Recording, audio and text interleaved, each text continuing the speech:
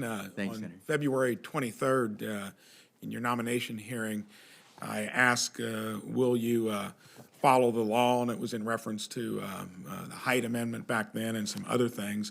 Recently, you were testifying at a House committee, and the subject of partial birth abortions came up. And I think there was some confusion as to whether there was a law on the books or not, and I assume that you know, of course, now know there is. I think what I'm interested in is not so much what you're going to do to enforce existing law, what you might be proposing or pushing when it comes to, you know, the issue of abortion, sanctity of life. So is there any interest in your office of pushing or trying to get legislation out there that would overturn the ban on partial birth abortions? Senator, thanks for the question, and thanks for following up from our previous discussion on this. I think the president has been fairly clear, and maybe if I wasn't so clear in my previous testimony, I could try to elaborate a bit. We're going to do what the law permits us to do. We're going to follow the law. This is a subject that obviously people differ on. These issues usually are premised on very deeply held beliefs. But what I can tell you is that if I'm doing my job, I'm following the law. And right now, Roe v. Wade is the law of the land. We're going to do everything we can to protect a woman's reproductive rights, to have health care. We want everyone to have access equitably to health care. And so we're going to do everything we can to make sure that whether you're rich, poor, young, old, tall, short, you're going to have access to the care you need.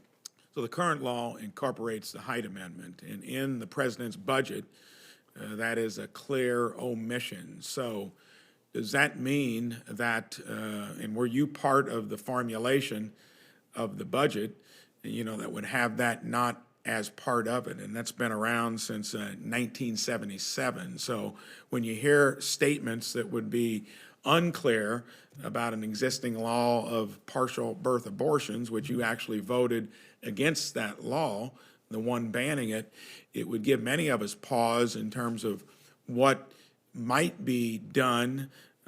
You're clear that you're going to respect the law, but I think I'm more interested in what you might be interested in doing to change the law. And the fact that the Hyde Amendment is not part of the budget, is that something more ominous on the horizon, that it would be incorporated into law? At least it's reflected in the proposed budget. And were you part of crafting that omission? Remember, Senator, that President Biden, before he became president, said that he would be against maintaining the Hyde Amendment. And so the budget is a reflection of what the president has said in the past. I have thousands of votes in my 24 years in the House of Representatives. I think my record's pretty clear where I stand on this issue as well. But as you just said, my obligation is to respect the law. And the law is not established by the executive, it is established by Congress. And so we will respect and follow whatever the law is that you all pass. Well, I'm glad to hear you're going to respect the law. I think that would be the minimum that we'd require out of anyone here in any capacity. And I think that what you're saying is that you may be trying to change the law, and President Biden has been clear, according to you, that he does not want the Hyde Amendment to be part of what ideally would be part of law in that area.